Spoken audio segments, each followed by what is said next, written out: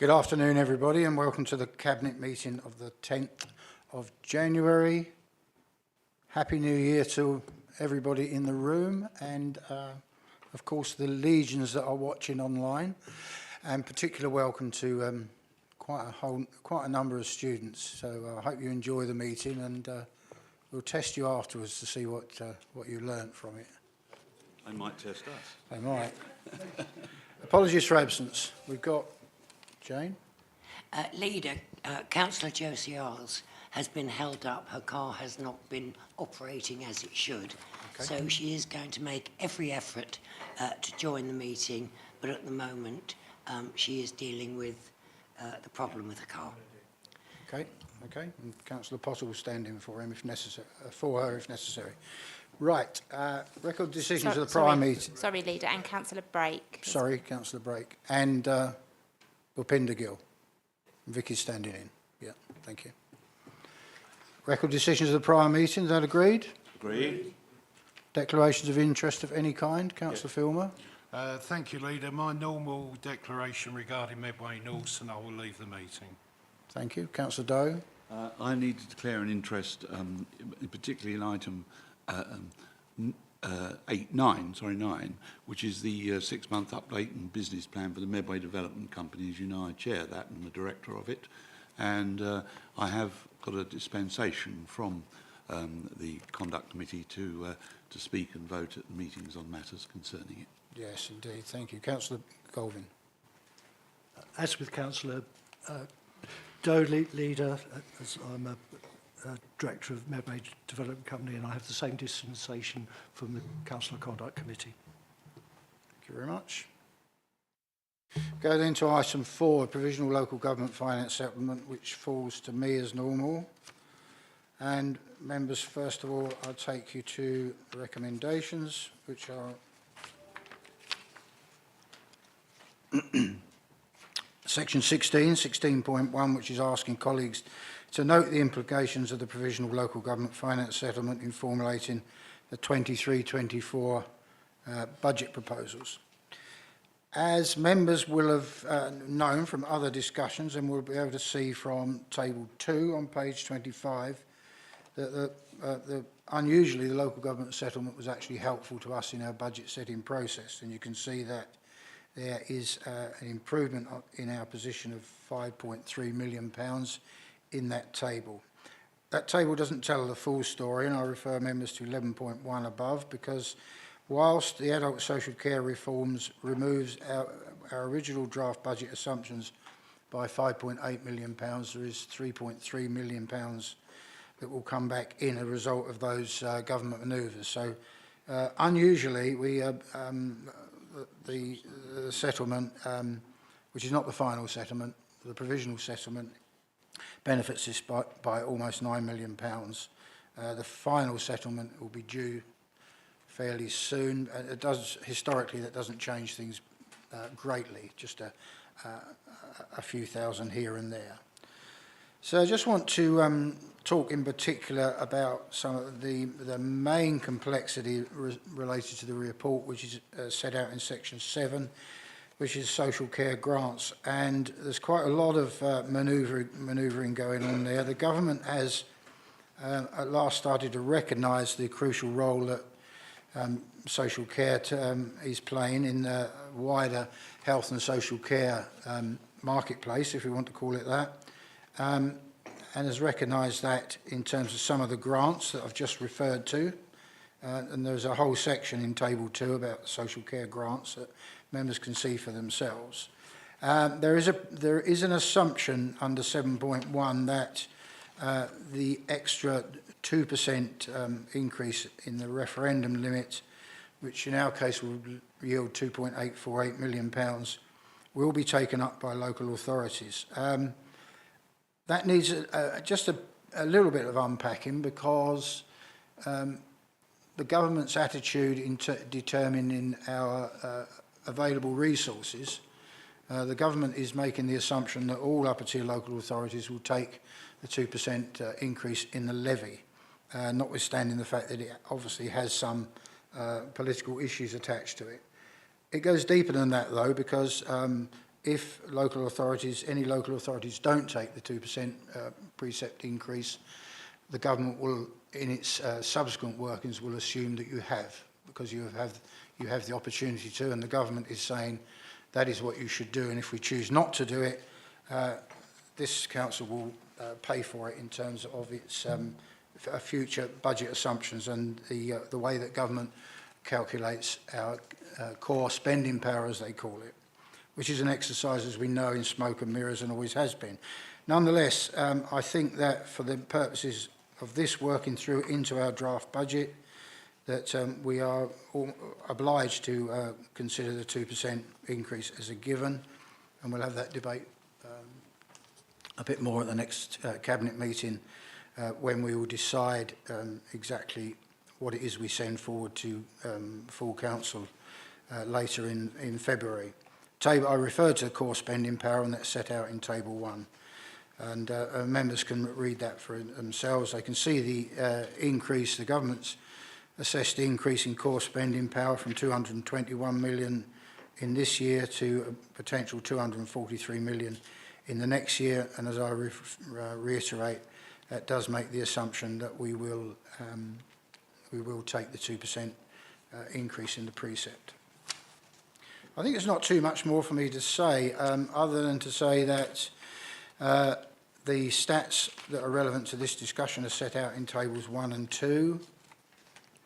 The Section 6 talks about the baseline needs funding, and members can read that for themselves. You can see the things like interest in the RSG is set out in 6.1.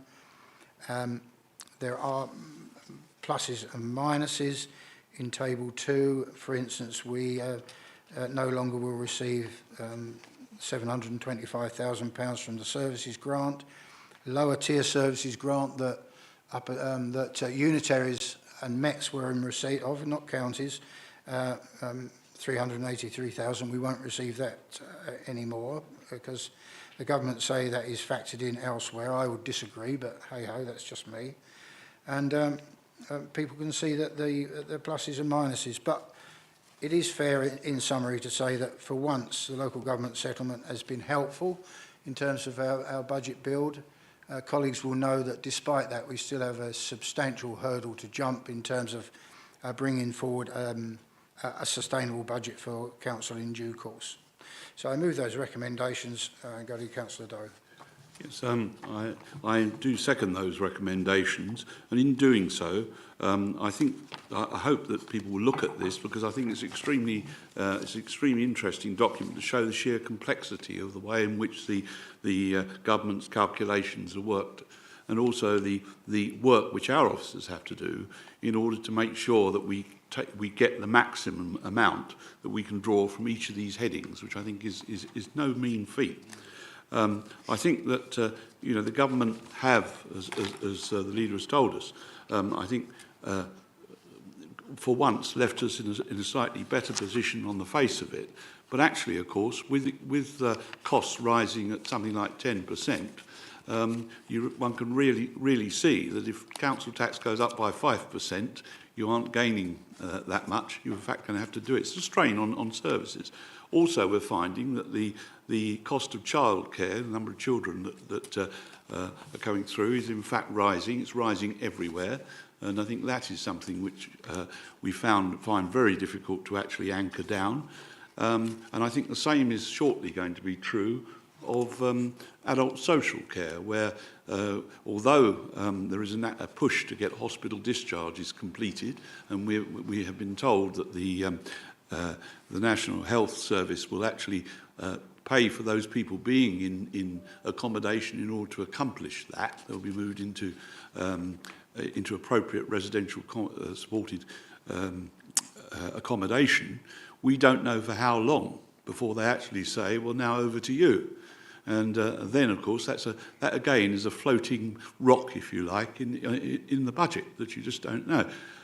So I think there are other things I could talk about settlements and so on that go on for the employees and so on. But I think the whole thing is that one has to realise that, unlike the past, this is very much a moving document. It moves all the time.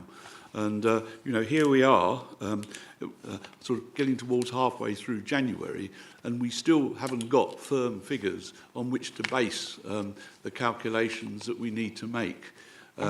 Now, that doesn't make any difference in one sense about the eventual council tax, because we're not allowed to put it up by more than something by 5% without going for a referendum.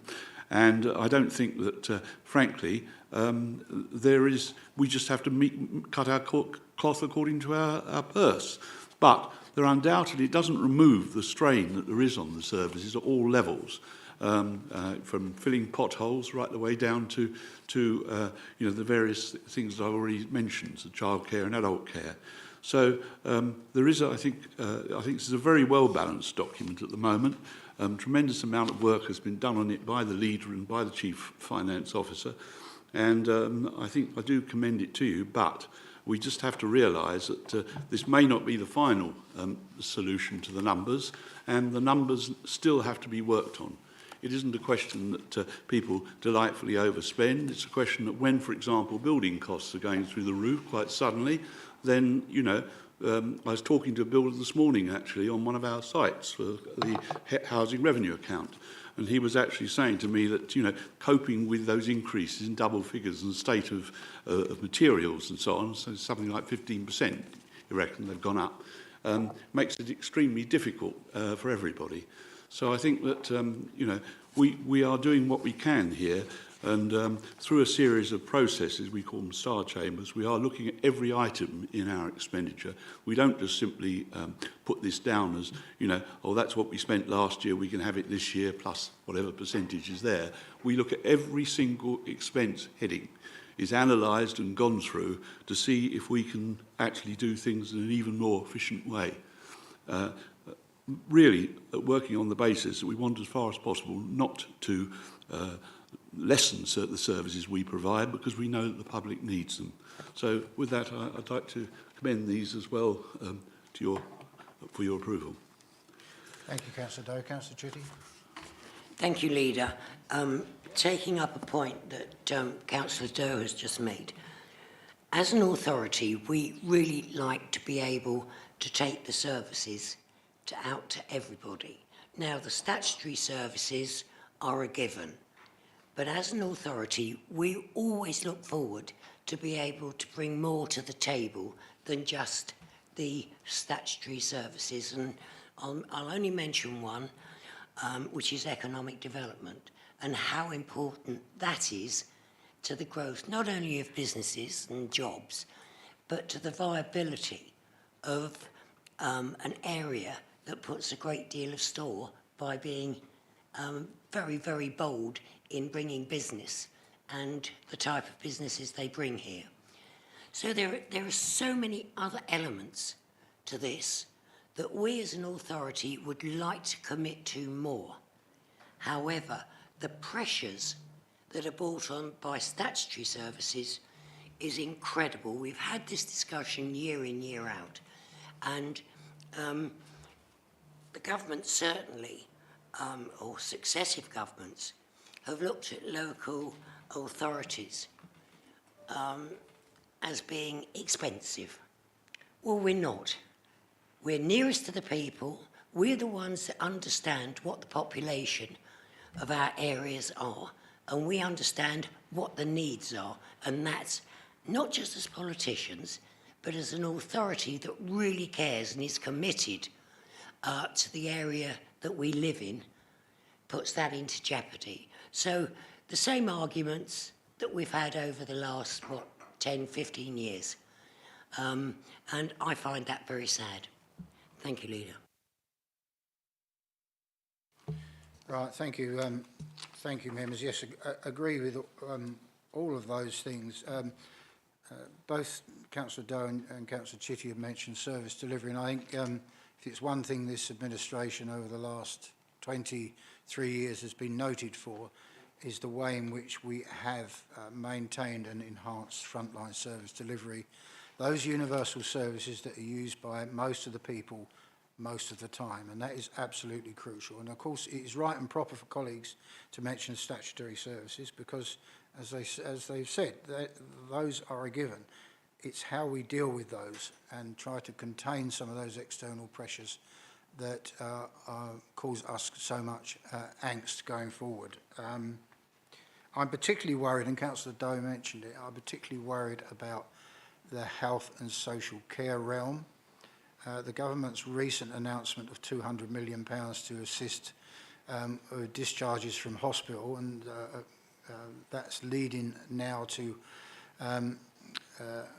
the acute trusts to place people directly into care homes rather than in the normal way through local authorities, is going to cause enormous pent-up financial problems for the future. Now, we saw it in COVID, where for the absolutely the right reasons, the hospitals had to clear hospital beds as quickly as they could in order to make room for incoming COVID patients, and we all accept that.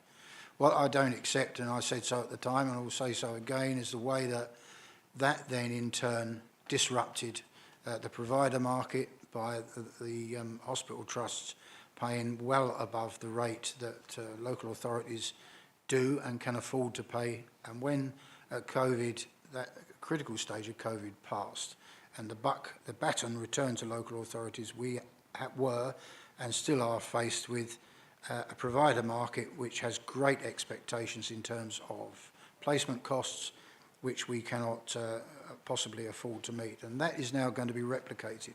We're going to see that happen again. We're going to see the provider market disrupted even further, and I suggest even more seriously than before. That's all well and good so long as government is footing the bill, but that will be a short-term fix for a long-term problem, and you can rest assured that that problem will find its way back to upper-tier local authorities in double quick time, a year or maybe 2 years if we're lucky. So we'll cross that bridge when we come to it, and at least there is some good news in this settlement for once. Do you agree with recommendations? Thank you, colleagues. Thank you. Could we go to agenda item 5, please, Councillor Hackwell? Thank you, Leader. I'm pleased to bring this report here today.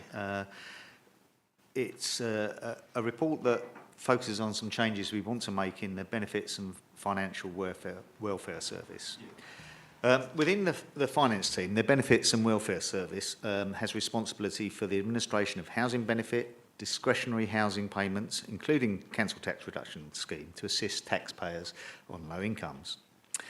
And during the pandemic, the team took on significant extra work with additional grant fundings to residents, including the Test and Trace Support Scheme, if you remember that, emergency assistance grants, COVID-19 Winter Support Fund, and more recently and ongoing, the Household Support Fund, which helps children with free school meals during the holidays, etc. In addition to this core activity that we do in the council, there's also many other areas that support low-income families. Some of those are subcontractors, which are funded by the council, and these include people like the Macmillan Welfare Benefits, Housing Services, AMAT, which is a housing trust, Adult Social Care, and indeed Medway Citizens Advice Bureau. And I think that during the pandemic, the team gained a lot of skill and experience in this. So I think the issue is that we want to keep that skill and experience they've learned and expand the role that they perform. And initially, what we'd like to do is to begin with something that's in-house, which is the Macmillan Welfare Benefit Scheme, which currently sits in the CABS department, and we'd like that to move that into the Benefits and Welfare Service. So we start to form a team that starts to become responsible for administering all the benefits and welfare across the council. I think at this point the staffing and resources in adult social care would remain in their services, and as is housing and also the Citizens Advice Bureau. The report has two recommendations. One is asked to agree that we move the Macmillan people from cabs into the welfare and benefits team. And the other recommendation, as set out in 7.2, is the Cabinet agrees that the officers continue to explore the opportunities to develop the service where these benefits could result as a benefit to the Medway residents, but not any increased costs. So that's the recommendations I hope the Cabinet will agree today. Thank you. Thank you, Councillor Hackwell. Councillor Doe, please. I'd like to support this, and I think that, as Councillor Hackwell explained, I think very, very well. This really is, I think, something which we want to benefit those that need benefits. There is nothing worse than being asked to the same information again and again within a system. And I think as a principle, and particularly now that we have good computing, that actually we can you tell your story once, and and also you have staff then can take an overview of the whole package that is actually being offered to that particular individual to ensure that it is appropriate, and rather than looking at different bits of the equation. And so I think it leads to a much more resource efficient service. It leads to, much more importantly, to a much more efficient service for the people who are applying for benefits, because some people find it extremely difficult to apply for benefits. You know, some of them may never have done so in their lives, and they're now going into a situation where they have to apply for them. And sometimes it's age, there can be other factors as well. And I think what one wants to do is to try to make that situation as least painful as it can be, and also to provide something which can be easily understood. And I think we achieve that together with the economies of scale, then that's our aim, and that is what I think that, you know, that's why I very much support this and why I do believe that it'll be a massive improvement in service. Anything further, Councillor Hackwell? Is that agreed, colleagues? Agenda item 6, Councillor Golding, please. Thank you, Leader.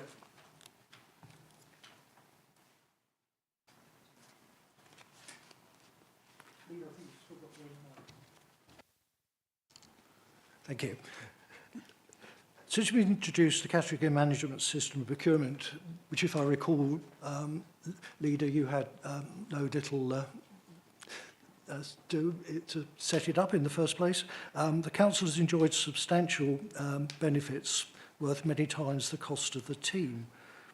Whilst cost savings and getting good value for money are very important, they're not the only considerations. Correct procurement procedures are vital as well to ensure that there is no challenges to our contract awards, and that is very rarely happened. Another factor is to ensure that our budgets are adhered to. Also, we are keen to obtain social value from our contracts, and Appendix 1 shows how well we're doing this. One of our social value objectives is our support for SMEs, small and medium enterprise, and I'm able to report that 51% of our total procurement spend is with SMEs. That places us in 49th place out of 259 local authorities. We also support voluntary, community and social enterprises, for which we are placed 109th out of 259, so that's not a bad place for us to be. This report has also been to the Business Support ONS Committee, and I would like to thank them for their comments, which is set out in section 4 of the report. Leader, I'd like to move the recommendations 10.1 to 10.3 on page 38 of the agenda, namely, Cabinet is asked to note the recommendations of the Business Support Overview and Scrutiny Committee as set out in section 4 of the report. Cabinet is also asked to note the achievements of the second year of the 2021-25 procurement strategy as outlined in Appendix 1 with updated comments, and also Cabinet is requested to agree the delivery of the objectives marked for carry forward to 2023 as also set out in Appendix 1. So moved. Thank you, Leader. Thank you, Councillor Golding. Councillor Filmer. Yeah, thank you, Leader. Happy to support this. In this day and age, with the way prices are increasing and different things, the costs rising, it's very important to have a very good procurement team the amount of money that the council spends over the year is a very big number, and the team do a very good job. And it's important to have the right people in place. You can't always have the right people in procurement to cover every single aspect of what you're tendering for, but you can bring in different people. But based on previous what we've done, quite happy to recommend. Thank you. Anything further, Councillor Galvin? No, just to thank Councillor Filmer for his comments, which I wholeheartedly agree with. Thank you, Leader. Thank you. Is that agreed? Agreed. Item 7 then, Councillor Chitty, please. Thank you, Leader. This is very much part of an ongoing process, and what is required is some agreement from the Cabinet to move this forward, and I am recommending option A. Now, quite clearly, this is a significant subject, and a number of officers and senior members have taken part in the discussions up to this point. The proposed LTC is for a road and board tunnel between the River Thames to provide a new highway connection between Kent and Essex. So that in itself is an extremely complex subject and would require even more discussion. There are two options on the table. Cabinet approves the proposed updated scheme of delegation for the planning service. And the reason that I'm putting this recommendation forward, it does allow for these very complex discussions to continue at a high level and to take into account any consultation that has been made throughout the process. You will see under the consultation list that there are a number of areas from 3.1 to 3.6 where consultation has taken place. But it does need to continue in exactly the same manner, that full consultation takes place and that officers are put in a position where that can happen.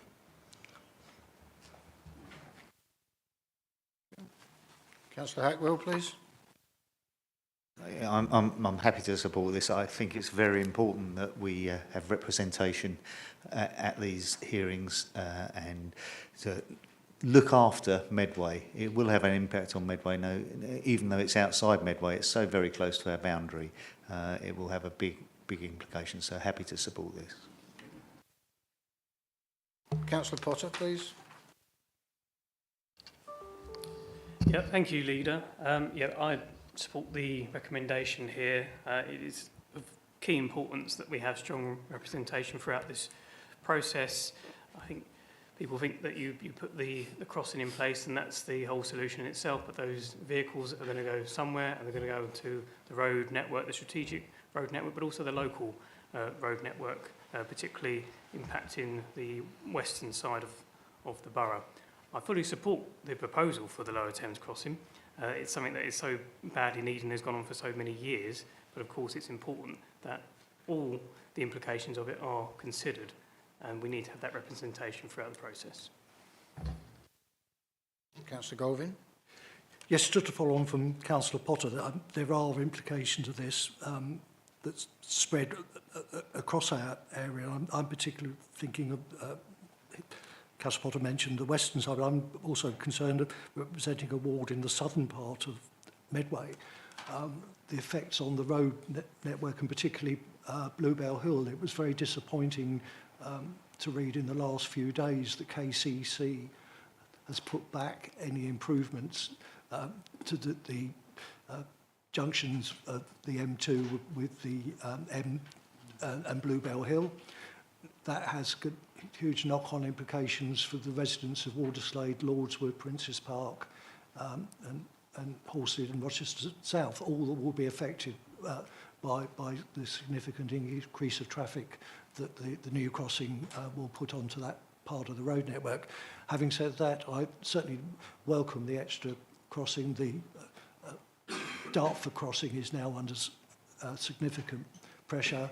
Anybody who uses it regularly will find, there's regular tailback, so it has to be sorted, but it has to be sorted properly, and the wider implications have to be taken into place. So I certainly support that we need to keep a close eye on this, although we're not directly involved with the project.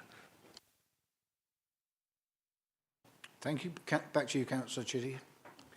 Well, of course, I thank members for their input, and of course, there are ramifications for Medway, and those ramifications would have an impact. And so what is so important about the proposal today is that we have the opportunity to sit round a table and be able to make the case for Medway. There are a number of areas where this can and will happen, and certainly it will impact again on the proposals within the local plan. So therefore, we have to be able to sit at the table and to make proper representation on behalf of Medway.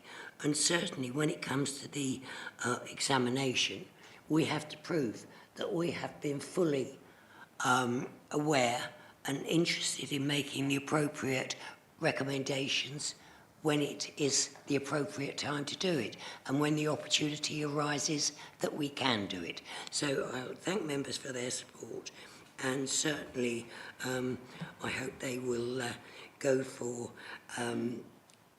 option A. Thank you. Thank you. Is that agreed? Agreed.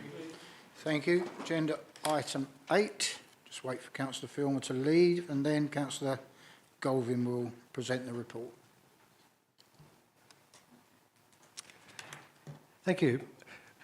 Members will see from the report that Medway Norse continues to support Medway Council, providing well-run and cost-effective services on our behalf. However, labour shortages caused by difficulties with retention and recruitment, combined with cost pressures in procuring goods, as my colleague Councillor Filmer mentioned earlier, have caused problems in some areas. These issues are always brought forward and discussed at the Medway Norse Liaison Board, which is attended by council officers, members and Medway Norse senior management. This, combined with regular meetings between council officers at operational level in Medway Norse, has ensured a close working relationship, and that gets matters dealt with quickly. Having responsibility for Medway Council's buildings in my portfolio, I'm pleased to say that the hard facilities management of these assets has been conducted in a very professional manner by Medway Norse. I'm particularly pleased with the work they've done in the last few weeks to improve the stairwells at the Brook multi-storey car park, and colleagues can see that vast improvement in one of the pictures that's in the report, and I'm delighted now that those stairwells have been brought up to the same standard that was maintained by the Pentagon Centre itself. Leader, I'm sure that some members may wish to comment before I move to the recommendation, which is basically to note. Councillor Hackwell. Thank you, Leader. I think it was a very interesting report, and it clearly showed the many diverse areas that Medway Norse actually perform on behalf of Medway Council, ranging from special educational needs transport to grounds maintenance, waste collection. There's lots of other things in it, even down to the print room now and the sign making. So they do an awful lot for us. I think it was interesting to note points about that they've moved to use hydrogenated vegetable oil as fuel in their vehicles since September, and it's reported to give an 80% reduction in CO2, which is great for Medway and the climate change emergency and the emissions. So, very pleased to read that in the report. Interesting to know that the SEN transport's increased by 7% via them since the end of last year, and also significantly that they're supporting our youth service during the holidays by providing minibuses to take vulnerable young children out on days out. I thought the interesting table which really summed it up at the end was the turnover of staff, where they lost only 10 staff out of over 700, which is a very low turnover for staff. So I think we can conclude from that even in this buoyant market of jobs, that in the main, the people who work for Medway Norse are content with their job. So I think it was a very good report. So I thank you for bringing it. Councillor Potter? Yes, thank you, Leader. Well, I think I'd like to put on record my thanks to Norse for all of their work over the Christmas period with the bin collections. Let's not forget that just before Christmas, we had that period of snow and freezing conditions. They carried on, persevered throughout that period in terms of collecting the waste. They made sure they caught up on the brown bin collections before Christmas, so we got that last collection of the brown bin before we went into the Christmas collection timetable. Throughout the Christmas period, they made sure those collections took place, and now they're back on schedule as normal from this week. So my hat goes off to them for the work that they've done over that period of time, seamless delivery of the service. And earlier on we were talking about the budget and the settlement from national government, and ultimately the process that we have to go through in terms of line by line with the budget, making decisions, innovating, doing things better. Well, in Medway, we are able to have a weekly bin collection because we work with our partners, including Norse, to deliver these services in better and more efficient ways. And that's why we have one of the best bin collections in the country, if not the developed world. I'll just add, thank you, Councillor Potter. I'll just add some comments before I go back to to Councillor Galvin. I was very pleased to be able to be Medway Council's signatory to this agreement 10 years ago. All the things that came out of those negotiations have come to pass, plus a lot more. Because if we think back, that contract then was worth £6.7 million, and it was basically facilities management. The contract has grown to £25 million over that 10-year period. It has grown to Medway Norse is now one of the largest contracts that Norse, the parent company, hold. And in many areas, we are an exemplar for other local authorities. Just want to touch on what Councillor Potter said about waste, because I was going to mention that anyway.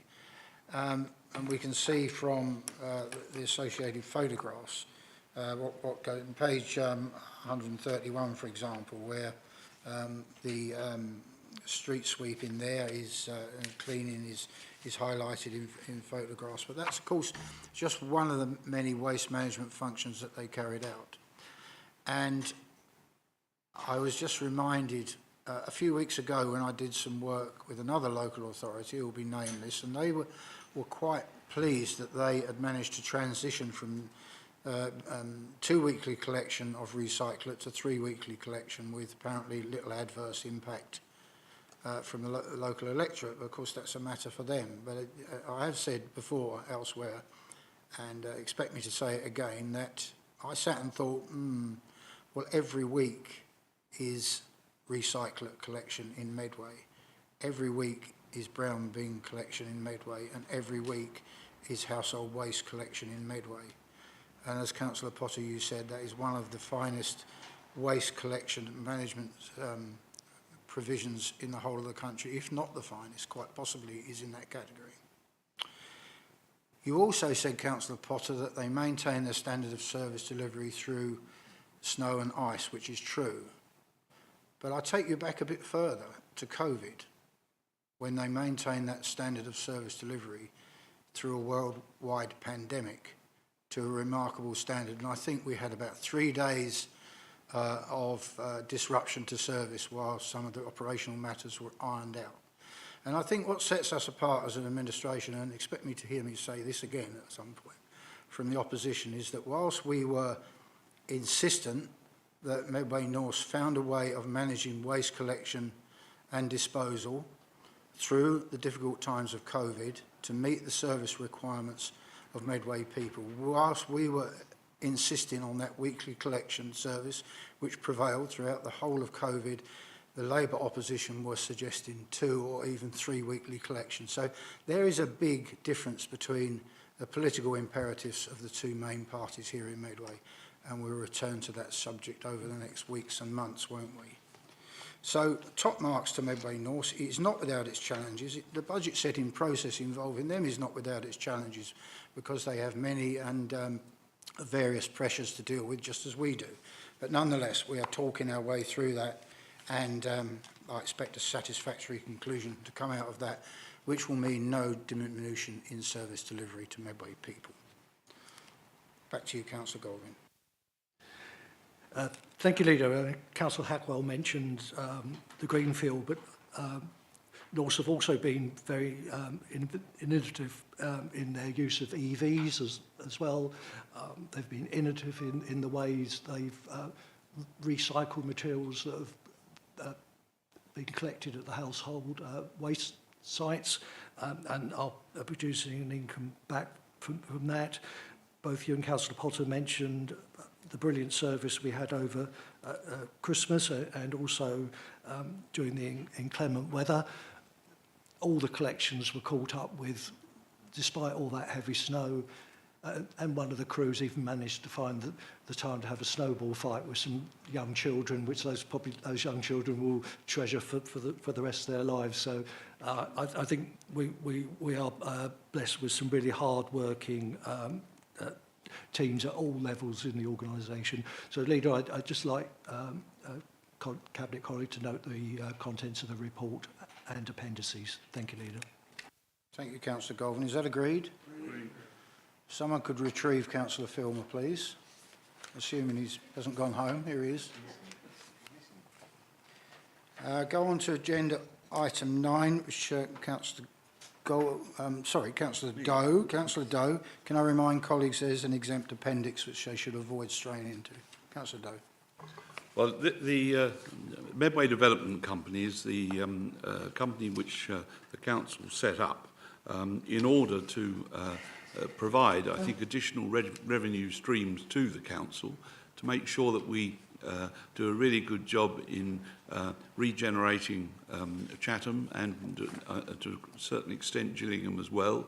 And also we will be creating quite a lot of jobs and employment, as well as, I think, enabling some people who otherwise wouldn't get homes to get them.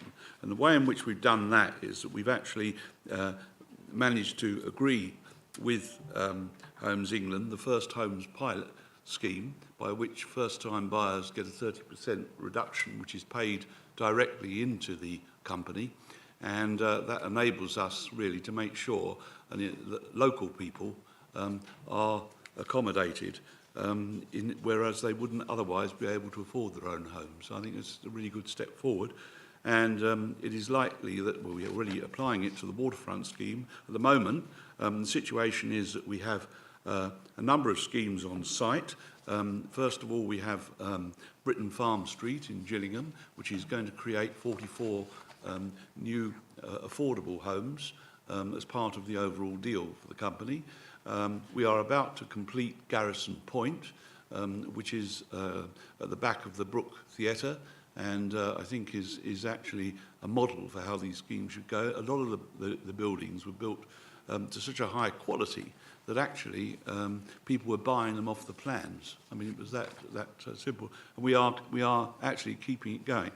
To do that, we've had to be extremely agile, not only in saying, well, we'll engage in straight sales, but we've also, as I said, been in the First Homes pilot scheme, and also we're looking at the opportunity for private sector renting as well. So one way and another, we are making sure that we cater through all the mechanisms really that are possible to enable these houses to be, or flats and apartments, to get underway.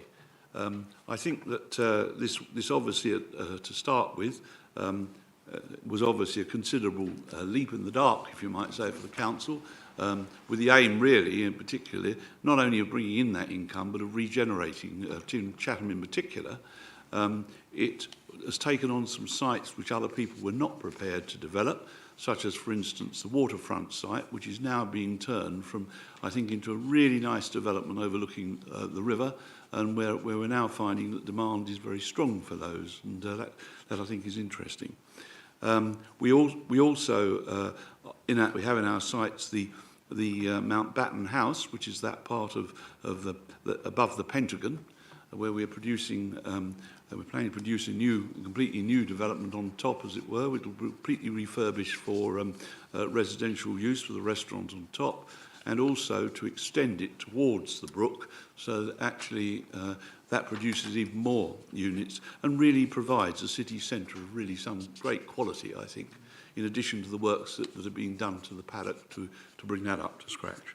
So I think really what we need to note, I think, and I hope you will note, is first of all, we're very ambitious for what the company can do, and those ambitions are being realised. Secondly, we have very tight risk management, so that and comprehensive risk management.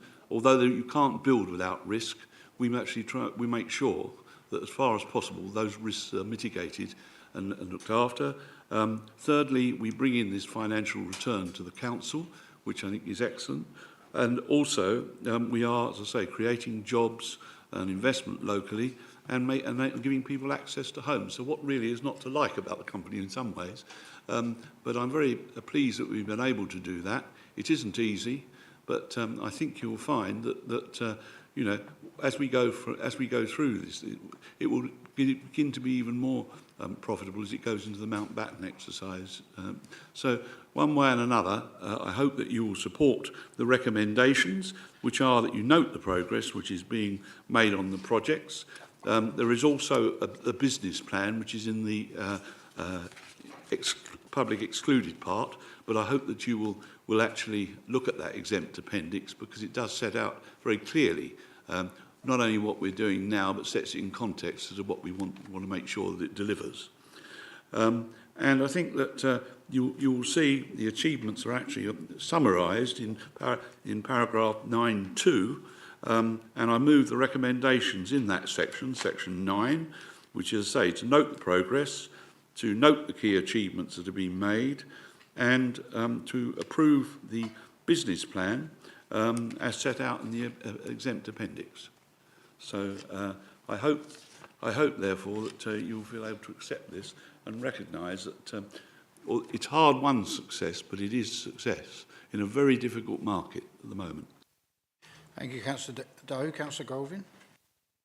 Thank you, Leader, and thank you, Councillor Doe, for a very comprehensive description of what's happening. I'd just like to add a few things to what Councillor Doe said. I mean, whilst making money from MDC is important, and the council's cash flow already has been substantially helped by that, but this is also very much about regeneration, that revitalisation of Chatham Town Centre, and it's not only by what Medway Norse, MDC is doing, but also that's now been influencing other developers who are now wanting to come into Chatham and develop sites in Chatham.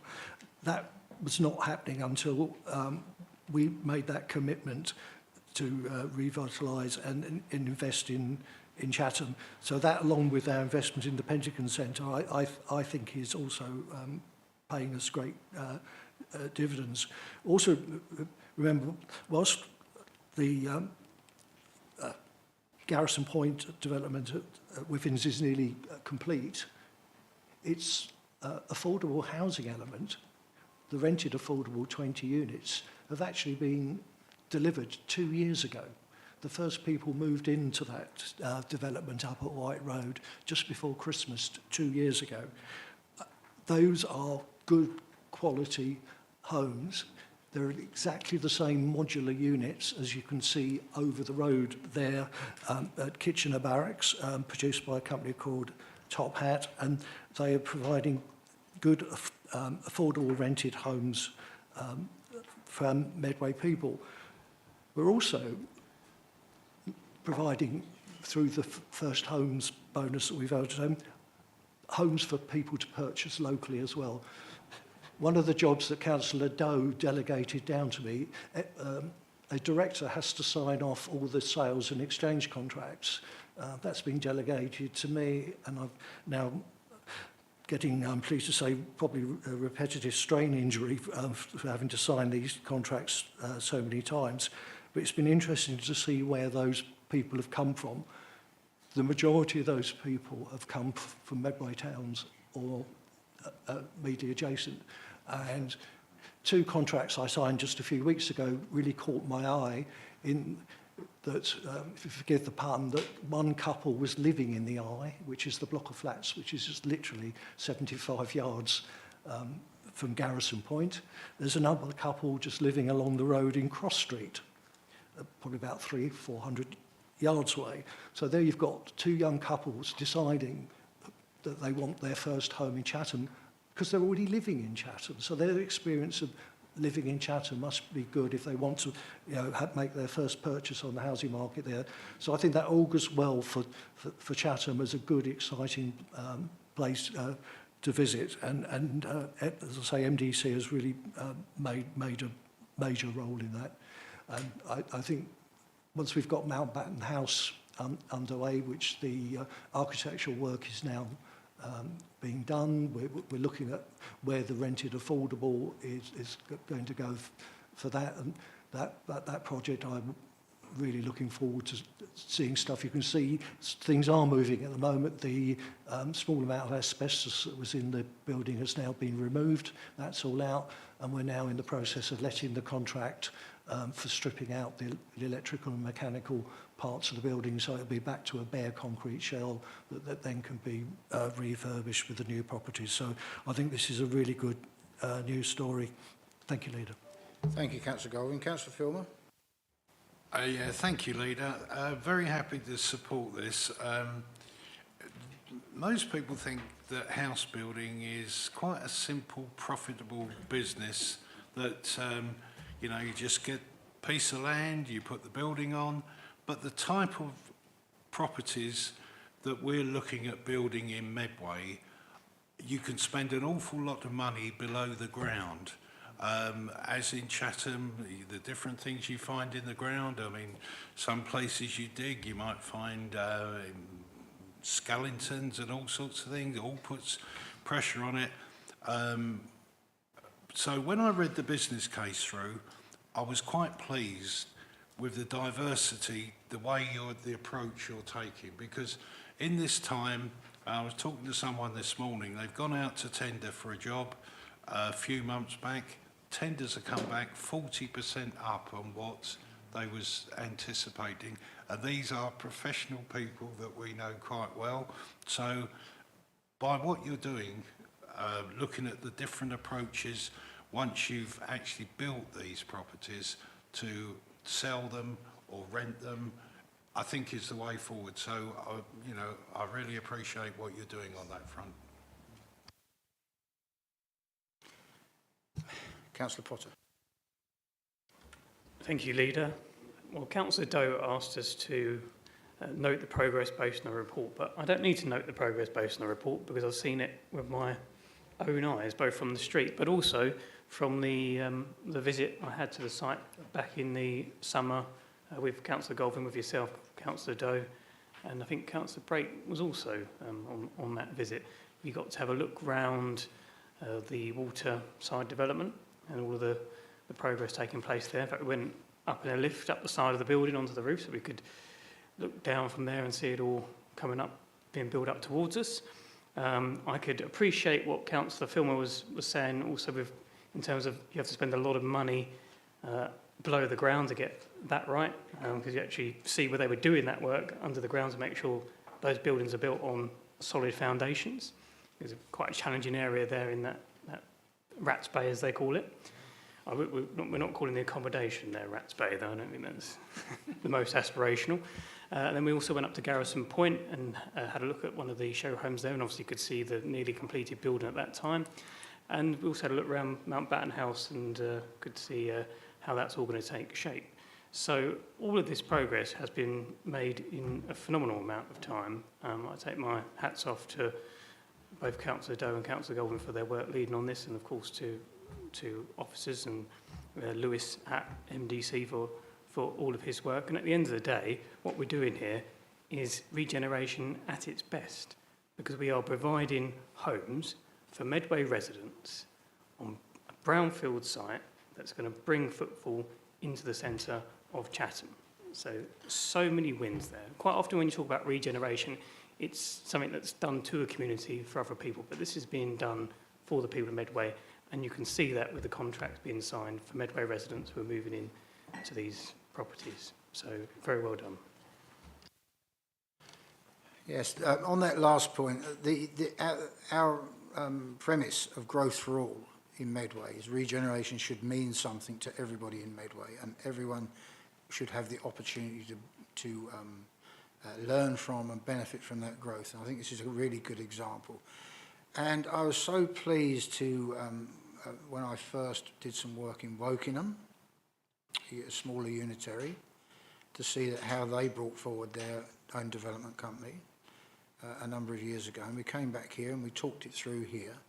And we looked at the guiding principles, which were around regeneration of brownfield sites that are owned by the council, notwithstanding the fact, as Councillor Filmer pointed out, those challenges might often be difficult, to make sure that we had control over those developments in terms of subsequent occupancy and quality of developments. That was really important. And also, and not to be ignored, is that I really strongly took the view, and the view we collectively then took, was that if anyone is going to make money out of council land in terms of development, it might as well be the council, and leading the way and demonstrating to others that you know, the council is putting its money where its mouth is, and that is setting an example for others. The final point I wanted to make, two final points, sorry. One was the point made about White Road, about the provision of affordable homes well in advance of the main build. And I think this is an example of members having a clear vision and a clear determination, because the initial advice was, this site won't work, you know, councillor, because. And after some encouragement, the officers found the site would work, and it does work, and is, as Councillor Goldwyn set out, a good facility for Medway people. My final point was, Councillor Potty, you referred to a visit that you and others made. I didn't make that visit, but I did make a visit with one of the ministers in the Levelling Up department, and she came down to have a look at Medway, and all credit to her. In the pouring rain, I said, do you want a cup of tea first or rain first? And she took the rain first, and we went up as far as the new restaurant, or new-ish restaurant, the railway station restaurant up by the bridge under the A2, and we went back down through and looked at the developments, and then to the brook, and had quite a chat, and she understood the ethos of what we were doing, which is important from a Levelling Up department for perspective. I have been chivied by colleagues subsequently, because on the basis of what did you say to her, because she subsequently announced that she's quitting politics. But anyway, there you are. I'm sure there are good reasons for it. Back to you, Councillor Goldwyn.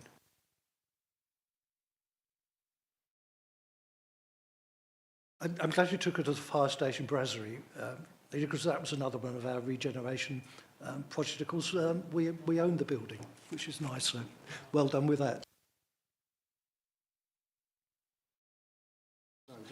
Yeah.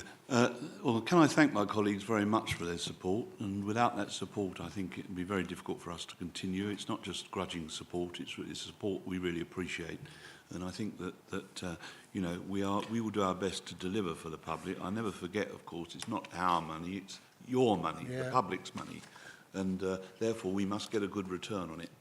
And at the same time, you know, we're basically serving by producing revenue and at the same time providing homes and jobs, which I think will definitely benefit Medway in the long term, as well as, of course, the example that we're setting. This is something else that I think needs to be said, that because we are building in the way that we are in the city centre, we are bringing other developments that are being brought forward as a result. And I think that's very encouraging. So once you start to invest in the area, people see that there are profits to be made from investing. There are jobs that will come available. And I think it's fair to say that Chatham is very much on the turn, very much a place that I think in 10 years' time, and that's we have to think in these things, well, probably long before that, will show many signs of being quite different. In 10 years' time, it'll be extraordinarily different. It'll be very a place really that I'm sure that we can be even more proud of. Thank you. Thank you. Is that agreed? Item 10, Councillor Doe, please. I won't, as this is as I say, a highly technical matter in some ways, but I'll try to make sure that we keep this as simple as it can. And this is a very important contract that relates to our, particularly to our repairs programme, and we obviously have a very large asset management-based programme for continuing our council house repairs and so on. And the service that we provide to our tenants has actually now very much improved to what it once was. And we are regarded as being the top quartile for a number of different services, including the repairs service, which is actually regularly getting 99% satisfaction rates. So, you know, to me, and that's not just dragged out of people, those are things that have been said voluntarily as well. And I think that what we're looking for here, and the reason I made those points, is because we're looking here not just simply only as a tendering exercise, but actually in the sense that you tender for somebody to do something and then they go away. This is a long-term partnership, potentially. And that partnership, which we have at the moment, works well. Of course, it has to be tested from time to time, and we may well end up with a different partner. But the point is that what we must do, and what I'm sure we will do, is to actually get it across to all those people that tender that we're not looking for someone who is going to be here today and gone tomorrow. We're looking for somebody who really appreciates a partnership so that both parties benefit rather than just one. And I think that is a much more modern way to deal with it. And I think that it means that the work then their work is easier, because we don't simply have to keep on saying, well, I'm sorry, you've proved yourself you can't do that, so we're going to have to find another little subcontractor to do that bit that you haven't been able to do, which is a very expensive way of dealing with it and full of legal holes and so on. So one way and another, I think that this is going to be procured very carefully. It's a large contract. It will be for a period of 12 years, but will have break clauses in it. But my hope is that we shall do business for them with whoever is the winning tenderer for the whole of that 12 years, and gradually develop the sort of things that we're now doing, so that when someone has a repair, the person who is taking that and the actual repairing agency, who would be the winner of this contract, they sit in the same room at the moment, so that you get your repair done quickly. You know, it's a response. And that's what we have to have. We have to have these really good response times. Times when, you know, you could just drown people in paper has really gone. You've got to be able to be efficient out there. And I think this is all in line with the government's new legislation anyway, which we, I think, have actually previewed some years earlier, in the sense that we are doing virtually everything that the government requires already.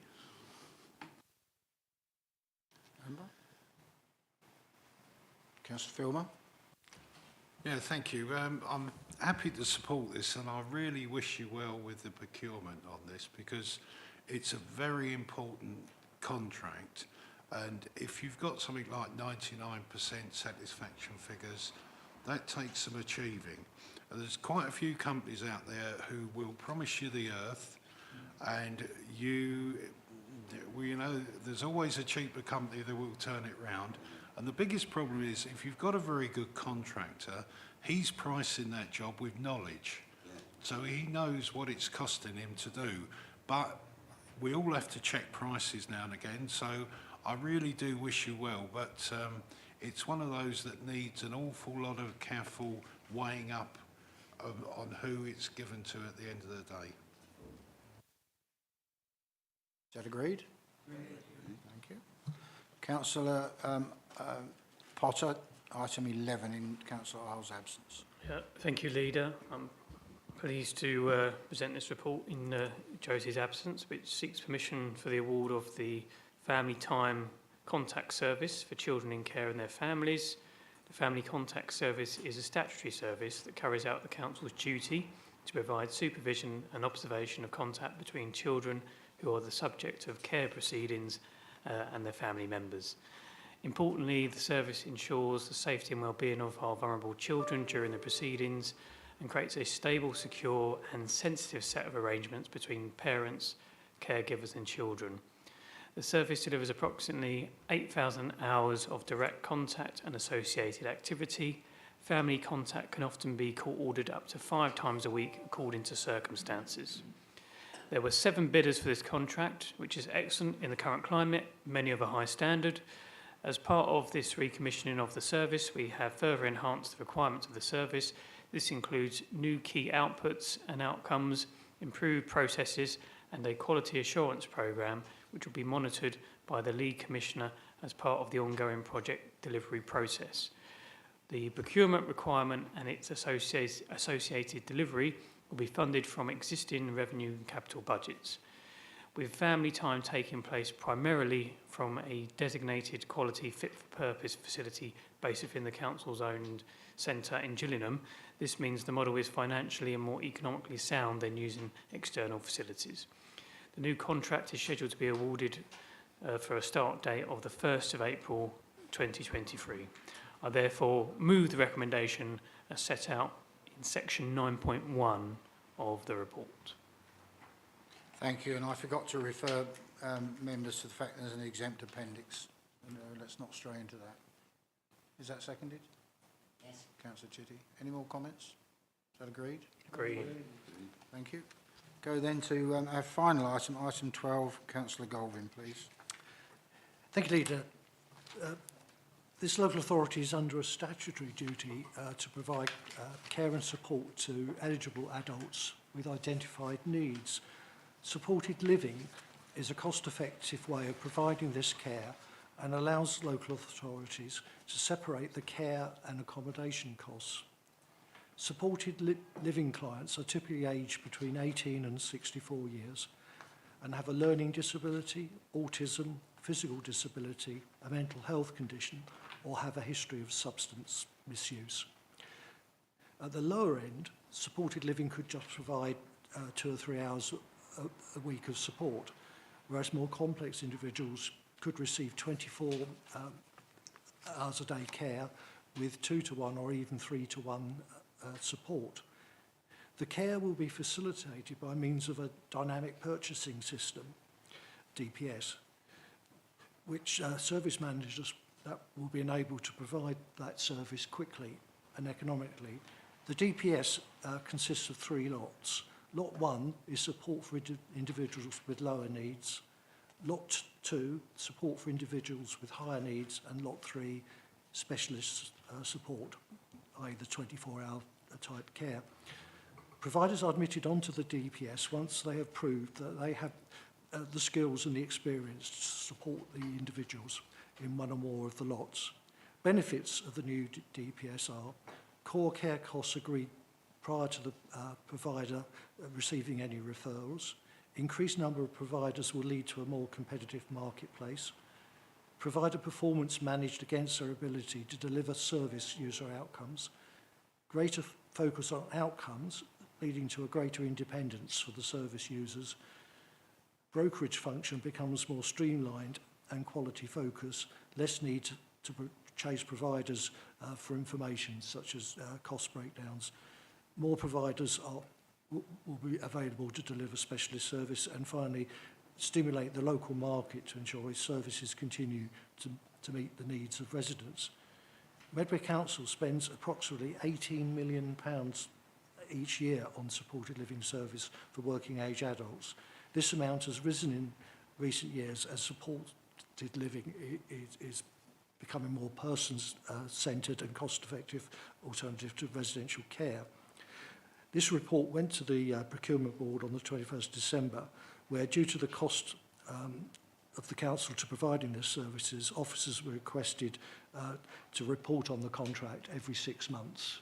So that was agreed by myself and Councillor Brake.